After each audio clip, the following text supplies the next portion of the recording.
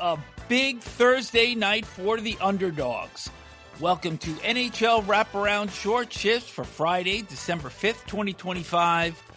Vic and Neil with you, and I know that we had promised NHL Wraparound today, but given that show takes a little bit more time to prepare and the fact that I had some personal business to attend to, we'll be bringing Wraparound back next Wednesday as our usual date. So, how are you, sir? Well, I just came out of that disaster on Long Island for the Colorado Avalanche that I know you're going to talk about. And this is the reason why one never knows what to expect when you go to an NHL game. We both have dogs. You have two. I have one. And you know that they were smiling, particularly on Thursday, because of the success of underdog teams. And as you had suggested just a moment ago, we're going to start with that game at UBS Arena on Thursday, where the Avalanche 17-game point streak ends with a 6-3 loss at Long Island. Brock Nelson, this was his first visit back to UBS Arena after a long and distinguished career with the Islanders.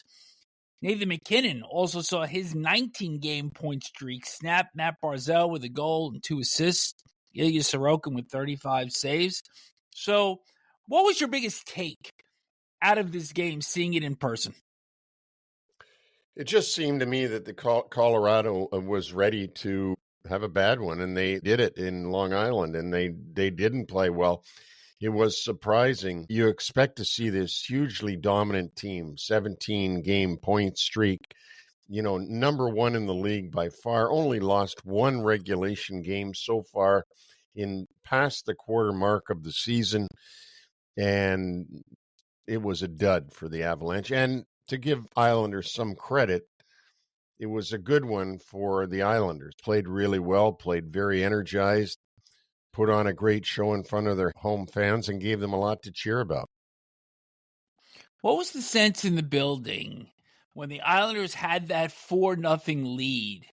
But then midway through the second, Colorado gets 2 right back. Was there a sense of foreboding there, or was the crowd still behind the Isles, expecting them to hold on to the game? The crowd quieted down like in any building. Like it went quiet. And had the Avalanche gotten a third goal, which I think some people expected, they thought that the confidence level would skyrocket from the Avs and that the Islanders would start squeezing their sticks pretty tight. It might have been a different game, but the Islanders didn't slow down, and the Avs didn't pick it up.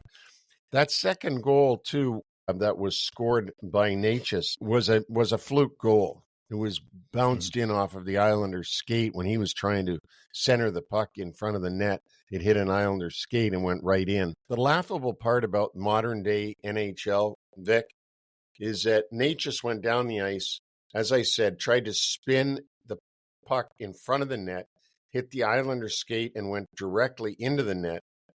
And yet, Necas' goal was given 2 assists. 2 players got assists on that, including, I know Brent Burns was one of them. The old NHL, if you got a goal that went in off of the team, off of their own team, bounced in off, there was no assists given. I don't know how you could assist a goal that bounced in off of the opposition. What did you assist on? Did you assist on him banking it off of the opposition? Anyway, I regress. But the building became alive again as soon as the Islanders scored another one. Remember, it's holiday season, so it is a time for giving. So credit those 2 assists, perhaps as a gift for the holiday season. In that game, Mackenzie Blackwood played in goal. Scott Wedgwood left Tuesday's game against Vancouver with a little bit of back tightness. It's not expected to be serious. And Trent Miner was the backup for the Avs in that loss. So another streak that came to an end, the Minnesota Wild. Their 10-0-2 run ended with a 4-1 loss in Calgary. Flames scored 3 goals in the third period to break a 1-1 tie. Jonathan Huberdeau had the first goal for the Flames. It was his first in 15 games. So when you say you can't predict these things, 2 big streaks ending on Thursday. Yeah, and when you think back to that trade that the Panthers and the Flames made to basically send Tkachuk to the Florida Panthers and Huberdeau went the other way from Florida to Calgary, and you think of the success and lack thereof on the two teams, Florida going to the final 3 years in a row, 2 of the years winning the championship, and Calgary looking at a total rebuild and Huberdeau getting his first goal in 15 games. I think it's pretty easy to do a winner and loser on that trade. Well, right now they're not feeling it in Florida because let's go to the next part of our big night for the Dogs. The Nashville Predators dropped Florida 2-1 in overtime. Steve Stamkos gets the overtime winner with the net coming off the pegs. Gustav Forsling slid backwards into the net, knocked it off, but the goal was allowed to stand because it was a continuation of the play, and it was clearly Florida that knocked the net off. And this is kind of a little bit different ending for Nashville, who exactly a month earlier, they lost with the net off the peg, that bizarre goal against the Minnesota Wild. So a little bit of justice here for the Predators, who have played a little bit better as of late. That was a game that Ryan O'Reilly wound up tying with 6:19 left, and then they win in overtime. So certainly some feel-good there for the Preds. Well, and it's about time they had something to feel good about, because it's been 2 years of just feeling sick to your stomach if you're watching them. For the Panthers, this is 6 consecutive home losses. They have blown leads against Philly, Calgary, and of course last night against Nashville. They're 7th in the Atlantic, 15th in the East, and 27th overall. If you want the glass half full story, they're only 10 points out of first in the Eastern Conference with 2 fewer games played than the Washington Capitals, who are at number 1. So you never know. They might be able to turn this around. But I got to tell you, Vic, it does not look good for the Panthers at this point. I know they got the injuries and all that, and we can keep saying that. But you know what? That's a tough genie to get back in the bottle when you fall this far behind. And the Panthers are going to have a pair of home games this weekend to see if they can get this straightened out. They're going to play against Columbus on Saturday and then the New York Islanders on Sunday. How about the Toronto Maple Leafs going into Carolina and winning 5-1? And I think this is going to be more a statement about the Leafs' recent play. They've finished this 6-game road trip 4-2 with 3 consecutive wins.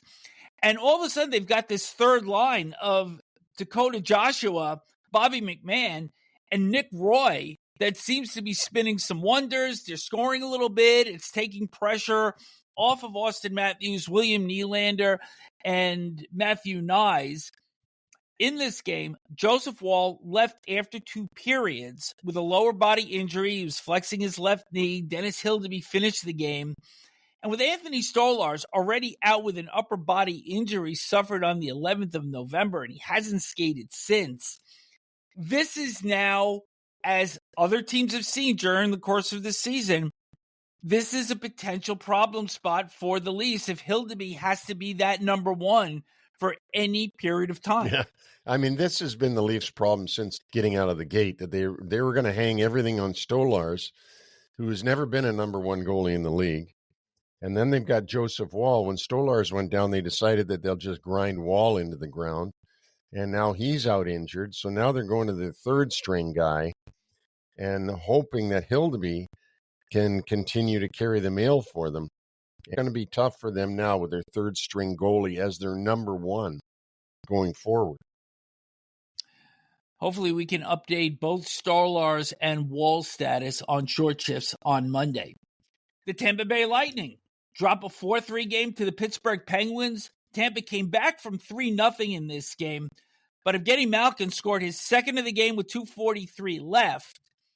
Nikita Kucherov had the apparent tying goal scored with 55 seconds left on a one-timer, but it was ruled 13 seconds earlier that Brandon Hagel, who had 2 goals himself in this game, directed a puck to Jake Gensel. And I'd like your take on this because this was a clear up the boards, and Hagel kind of put his hands up just to block the puck, but because it propelled to Gensel, it was ruled a hand pass.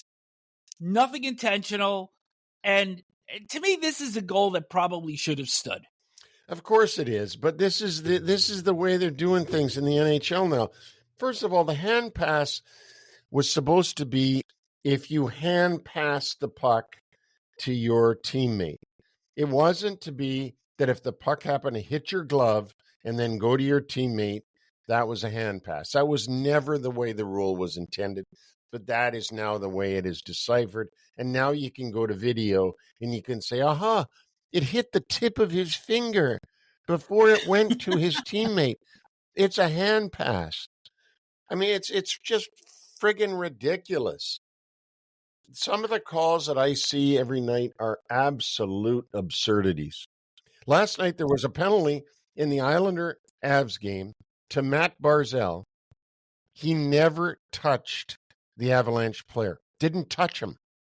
The Avalanche player went down, but from the angle the referee was on and the angle he saw Barzal's stick, he called it tripping.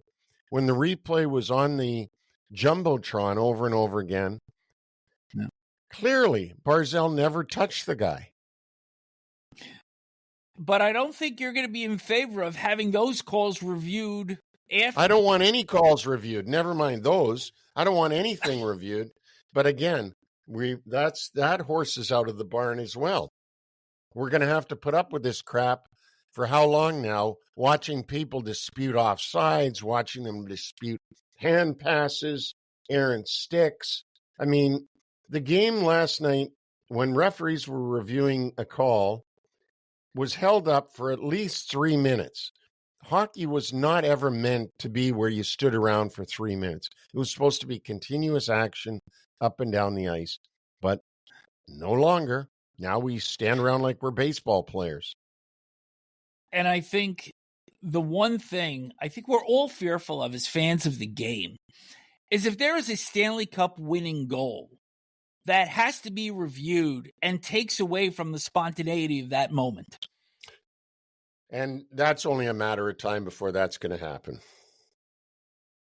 Happened with foot in the crease in 99. That rule was going to go out the door the next season, and they were one goal away from kind of getting through that playoff and getting through that entire mess with foot in the crease. Toe in the crease, not foot, toe, any part of your skate.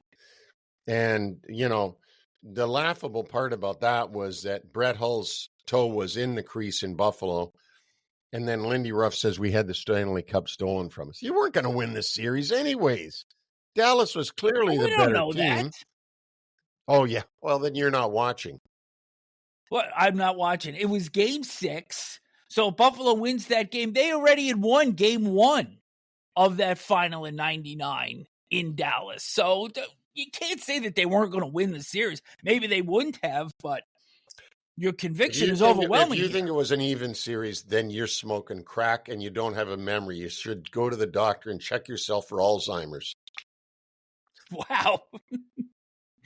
Let's move on here. A little bit of controversy. I don't even know if I consider this an upset anymore.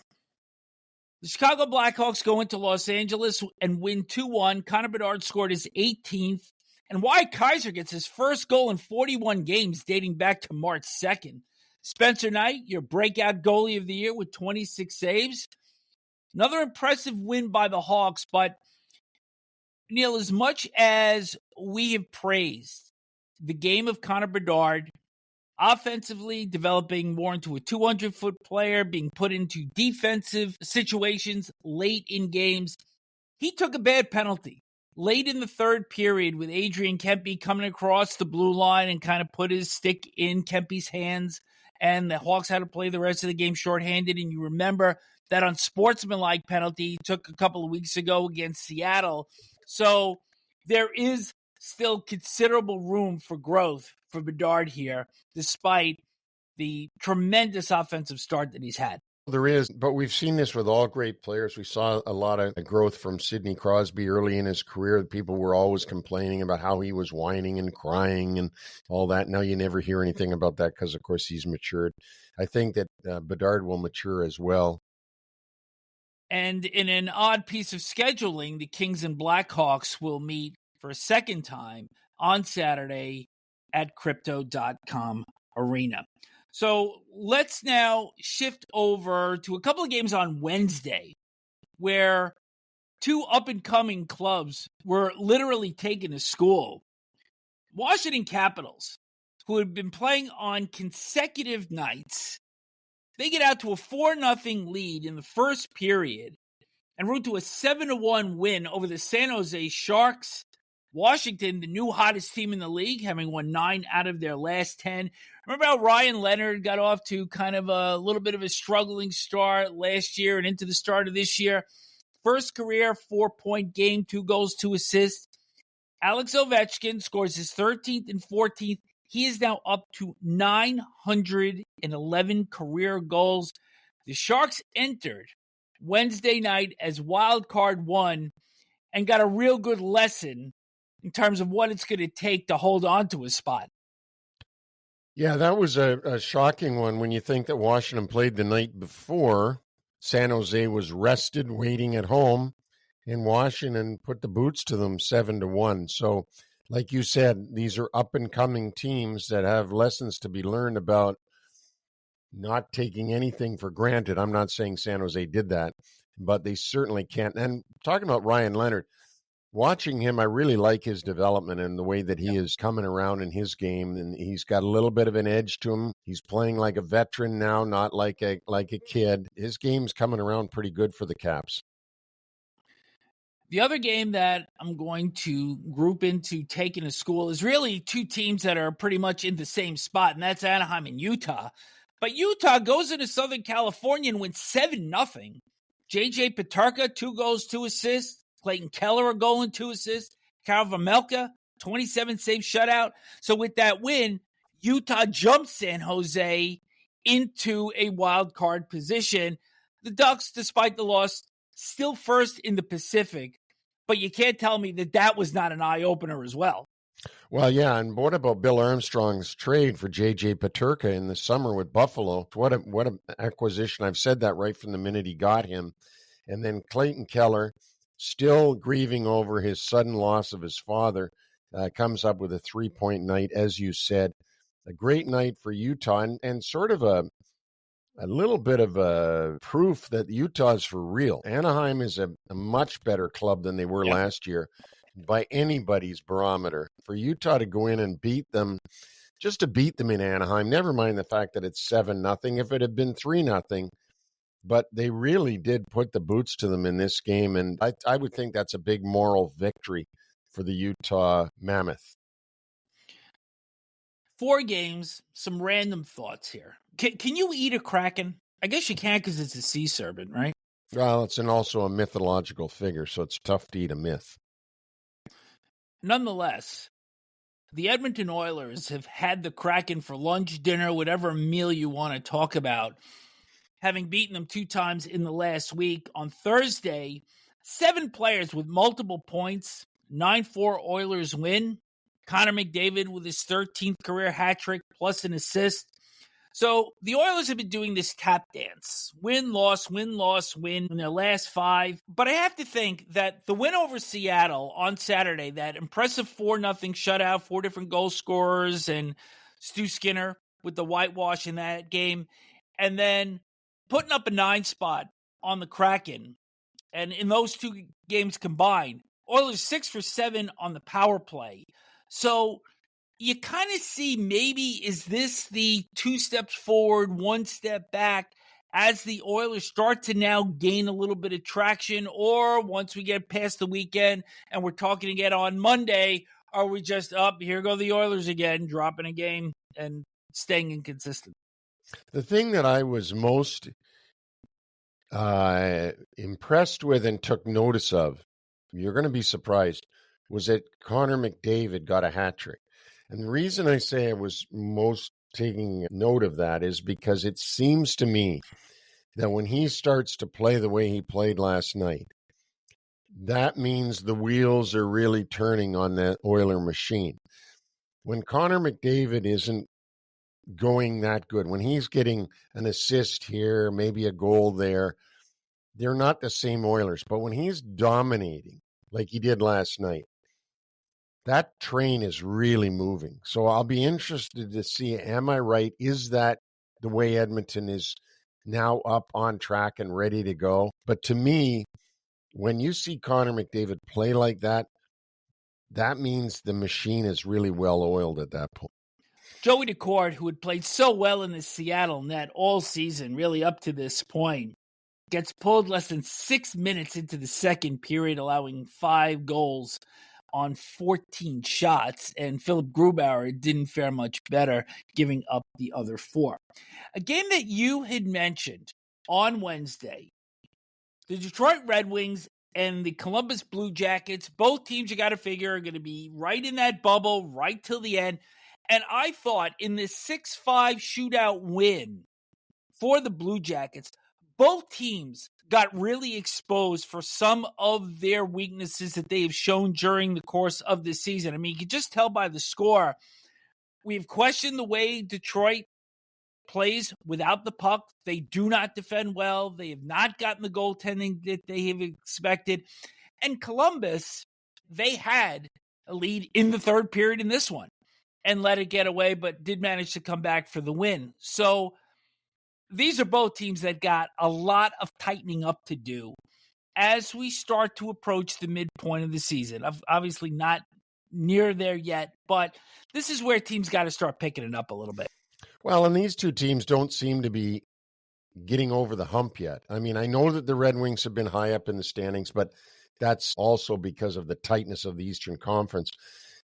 I don't see these two teams as breakthrough teams this year like you see with Anaheim in the West, for example, like you see with Montreal Canadiens at points. Maybe the Senators now are breaking through and going to be in that group that's thought of as a playoff team and not as a non-playoff team. But I don't think the Red Wings and Blue Jackets are there yet for whatever reason. The consistency just isn't there for those two teams. Kirill Marchenko returned after a 4-game absence. He had a goal and the shootout winner in that one. You talk about malaise a lot of times when teams come off long road trips, and Ottawa had finished their 7-game swing, had not played at home since November 15th, but the last game was an impressive 5-2 win over the Montreal Canadiens. But they come home on Thursday, and they drop a 4-2 game to the New York Rangers. New York has won 12 games on the road this season. Dallas is the only other club in the NHL with double digits in wins away from home with 10. Artemi Panarin gets his 900th career point. But I want to circle back to why teams come back home and they're just a tick off, and it winds up costing them a game in their return back to their own barn. Yeah, and that often happens. The reasons for it are no different than the reasons why when you come back off of a trip, a vacation, a business trip, anything else, it's tough to get yourself back in order at home because all of a sudden you walk through your front door and you just see a pile of things you got to do, a bunch of mail sitting there. There needs to be stuff done outside. The car has to get an oil change, on and on and on. I'm making them up, of course, but it's no different with players that come off of a road trip. They come home, they want to relax, and then all of a sudden, back to the rink in 24 hours and play against an opposition who is absolutely ready to play in the hotel, coming in, and you may not be mentally as ready to play after just enduring a 7-game road trip.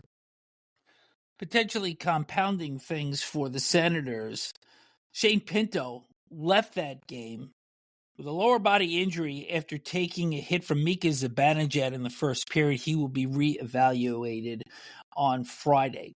Last game I want to hit on in this group, the Canadiens beat the Jets 3-2 in a shootout on Wednesday. It was only the second win in the last 7 for the Habs at the Bell Center.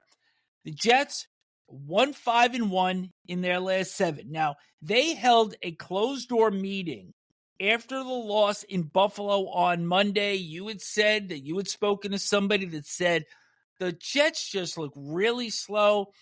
Apparently, they may be starting to feel the loss of Nikolai Ehlers more than we imagine. But I will have to say that in this game, this was an outstanding hockey game. much better effort. They looked much faster in this game. Eric Comrie in net was terrific, as was Jakub Dovich for the Habs. And you've heard me say this before, that very often you will see teams start to play better before they come out of losing streaks and actually win a game. And I could see this with Winnipeg, that even though they didn't get the 2 points, they did play well enough to win in this game and may be ready to turn this thing around. And I could see that. That always happens on a losing streak. The last loss is, you feel like you easily could have won the game, and now you're in the groove going forward. I mean, the Jets are a good team. I find it hard to believe that they're not going to continue to be a good team. And on the flip side of that, you could also say the same thing for Colorado and Minnesota that had their long streaks come to an end, that they were probably starting to show some minor flaws before actually losing those games on Thursday. And that's usually what happens, and I don't doubt that that'll happen as well. And we know that both those teams, especially Colorado, are really good teams. A few personnel notes for the Jets in that Montreal game. Defenseman Neil Pionk returned after missing 4 games with a lower body injury. And another return, Drew Doughty for the LA Kings, coming back in that loss to Chicago after missing 7 games, blocking a shot against Ottawa on November the 15th. Jim Montgomery, head coach of the St. Louis Blues, returned to Boston for the first time since being let go by the Bruins a year ago. Boston with a 5-2 win in that game. Morgan Geekie with his 21st. He's second in the league in goals by Nathan McKinnon. But the thing I was looking at here was after Jordan Binnington gave up 2 goals in the first 11:25, whether we were going to see a repeat of that game against Anaheim, where Montgomery gave Binnington the hook at 2-0 to exchange words on the bench. But on this night, Montgomery let Binnington stay in and finish the game. But just overall, this is such a struggle every single night, it seems, for the Blues. They had a little bit of an uptick about a week, 10 days ago, but they're really finding a hard time finding traction with all the injuries and just overall consistent play that starts up front and it goes back to their net. And I know that Jim Montgomery is very perplexed about not being able to find solutions for his club to get them back where they're at least playing 500. And he's not able to seem to get there with, as you said, with all the injuries, with all the stuff they've had going on. They're not a deep enough team to be able to withstand the amount of problems they've had this year health-wise. One contract extension to report, defenseman Ryan McDonagh for the Tampa Bay Lightning. 3 years, $12.3 million extension. That's 4.1 AAV. He has been out since November the 8th. And I would think that this contract to Ryan McDonagh, who is now 36 years old, at $4 million a year, if it's a 3-year extension, that puts him into 40 years old. So they probably don't plan on having him play the last year or two of that, and probably saying to him, we'll sign you for 3 years at 12.3. You'll only play 2 of them and you'll make $6 a year for 2 of them, or something to that effect. Because as soon as I saw this extension of 3 years, I thought, wow, this is not a young guy. Yeah. And sure enough, he's 36, turns 37 next June. So we'll see how long he keeps playing. He's a great player, great competitor, had a great career. But you sort of raise your eyebrows when you see a 36-year-old sign a 3-year extension, which means that 4 years, including this season. Yeah. You know what we haven't talked about a lot on this show, if at all? What's the Olympics. That? The Olympics. And there are some genuine concerns being raised about whether or not the main facility in Milan is going to be ready for the games when they start in early February. It is still under construction, and Deputy Commissioner Bill Daley has said, if the main rink isn't ready, the NHL is not going. And apparently there is no plan B. because there are two facilities that need to be ready, and they also need to be fully tested. That is from the broadcast positions to all the electrical to the bathrooms functioning properly. Now, they did say that one of the facilities will be tested next week, and both will be fully tested in January. But that's one problem there. The other being is that the ice surface in the main facility is expected to be smaller by 3 to 4 feet in length. The width is supposed to be about the same, which is 85 feet wide, but a standard NHL rink is 200 feet long. And I believe the Olympic rink will be 196 and a half or so. So some will say, well, okay, it's only 1 to 2% shorter. But if I'm the NHL and the NHLPA and I see the number of injuries and I see how little space there is on the ice, this is a huge red flag for me. Well, I think the building not being ready yet is a huge red flag. The 3 to 4 feet will be taken out of the neutral zone. So instead of having a 60-foot neutral zone, you'll have a 56-foot neutral zone. And that's how they've always done it in the past, when Boston Garden and St. Louis and Chicago Stadium and all those smaller ice surfaces. In Buffalo also? Yeah, the zone that was shorter was the neutral zone. But what really surprises me is that that everything's not up and ready to go. I mean, you're planning, we're already in December. You know, we're all planning for this time off. What if the NHL doesn't go? What do? Just sit around during the Olympic break, or do they reschedule everything? Well, that's where I was going to go with this, because, just circling back to what you said there about the arenas being ready, usually the facilities are fully compliant the year out. And this one is being taken right to the edge of the cliff. But now let's address that question. What if? What if they don't go? So we've already got this very condensed schedule that we're dealing with already.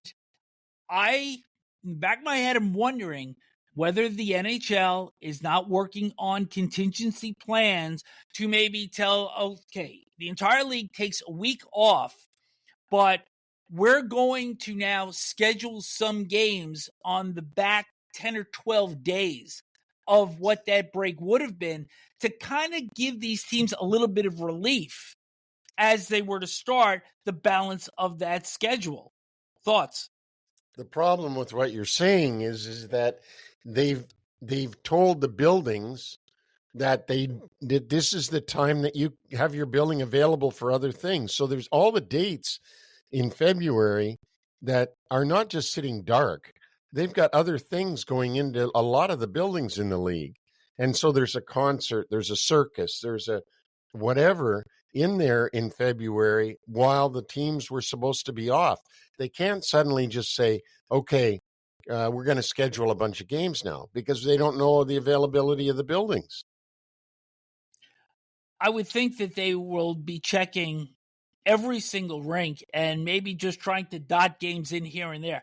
If that is what is going on, that's a job that nobody wants. The whole thing's a tough thing. I would be stunned if they didn't go to Milan. Really, wouldn't you? I mean, I would be stunned by it now, because we've been hearing about it for 2 years now. And all of a sudden here at the last second, now the building's not going to be ready. It's stunning already. Stay tuned. Games that we do know will be happening this weekend. On Friday, Vegas at Jersey. The Devils have lost 3 straight at home. And I think a question here, Neil, will Carter Hart get a start either Friday in Jersey or Sunday at Madison Square Garden? Yeah, who knows, right? I mean, that's all up to Bruce Cassidy and his coaching staff of what they do, and we'll see. I think that you were telling me, and someone was saying that ESPN took some heat for having the Carter Hart game on. It wasn't so much having the game on. It was really not truly addressing the sexual assault charge and kind of centering the coverage more about the comeback without the reason he had to come back in the first place. Oh, I get it. Yeah. Well, that's that dicey line that they walk with this whole situation. And it's going to be interesting to see what the fallout is for Carter Hart, for the Vegas Golden Knights as the year goes on. Maybe there won't be any, or maybe there'll be a lot. He's going to have to play on the road at some point if he's going to make a full comeback here. Also, Buffalo at Winnipeg. The Jets now have 5 out of their next 6 at home. We mentioned that they did play better on Wednesday in their loss in Montreal. And also, this is the same opponent that prompted that closed-door meeting on Monday. It'll be different in Winnipeg than it was in Buffalo, I'm sure. And Washington at Anaheim. Want to see how both teams come off of their large margin games on Wednesday. Washington with the 7-1 win in San Jose. And let's see how the Ducks rebound after getting blanked 7-0 by Utah. On Saturday, Colorado visits the Rangers, and the Avs now coming off their second regulation loss of the season. Did you know the Rangers are the winners of 5 out of their last 6? Not really, but they had to win sooner or later.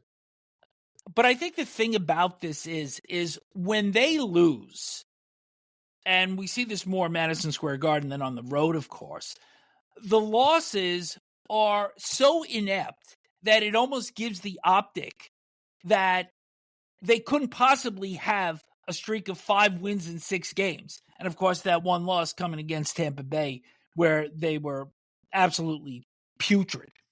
They were downright pathetic in that game. Yeah, we'll see how the Rangers can do against Colorado. Colorado's got to be miserable after last night's performance on the island. They play that afternoon game at the Rangers Saturday, so we'll see how that one goes. And then, as you said, Rangers back-to-back home games as they host the Vegas Golden Knights. So they're hosting 2 of the best teams, not only in the West, but 2 of the best teams in the league. They did well against Dallas earlier in the week. Let's see what this weekend holds for them. And Montreal at Toronto. So much like Ottawa coming off the 7-game road trip and being a little bit flat on Thursday against the Rangers, the Leafs, this is their first game after a 6-game trip. Truth be told, if they can't get up against Montreal, you're not going to be able to get up for anybody coming off a road trip. True, but Toronto did have a horrible game in Montreal last time these 2 teams met. So either that's going to be a motivation or the Leafs are going to have the same thing as we've talked about other teams coming home off of a long trip. It's not really about getting up for the other team. It's about your focus. Can you focus well for that first game back? And we'll see if they can do it. And on Sunday, Chicago at Anaheim, team of young players, up-and-comers. I'm just looking forward to this because this is like the youth of the NHL on center stage. Certainly with Bedard, whenever Bedard plays now, you're looking to see, is he going to do something amazing the way he has in the last few games? And with Anaheim, they've got some really good young players mixed in with some really good veterans. And it will be a fun game to see on Sunday, Chicago in Orange County. Our website is NHLWraparound.com. Check out Patrick Hoffman's New York-centric pieces. Got a whole bunch of them in there, the latest on the Rangers' recent success. We have Neil's Nuggets and Smith's Picks. So I'm thinking you want to put this week behind you. Well, I think a lot of teams want to put this week behind you, but I don't know how you could ever anticipate Colorado being beaten by the Islanders, Carolina at home being beaten by Toronto, Florida at home being beaten by Nashville, and Minnesota going into lowly Calgary and losing, and then Tampa Bay getting beat by Pittsburgh. How could you predict that? You know, I was going to offer to help you with these picks, but then you're going to rub the Bubble Lock Challenge in my face again, so I'm not even offering my expertise here, or lack thereof. At the end of the day, I'll come way out ahead on the plus side and then the minuses, but last night was a horrible night for anybody trying to predict the winners. We start over again on Friday. Have a great weekend. Short shifts on Monday. NHL Wraparound next Wednesday. Take care, all.